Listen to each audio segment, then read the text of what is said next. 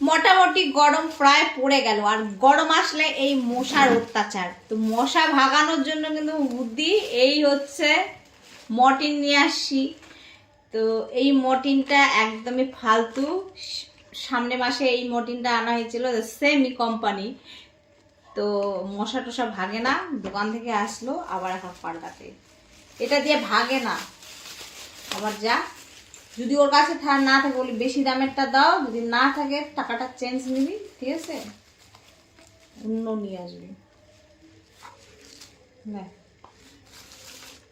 আমি যেমন আমি এখন ভিডিও বানাবো, সারাদিন ভিডিও বানাইনি, সাজলাম একটু ভিডিও বানার জন্য, নেই নে সুন্দরীগড় দিতে হবে, সুন্দরীগড় ভীষণ মশা কামড়াচ্ছে, ঝগড়া ফগড়া করলে হবে না। এই যে দেখো, এই যে যা তাড়াতাড়ি যা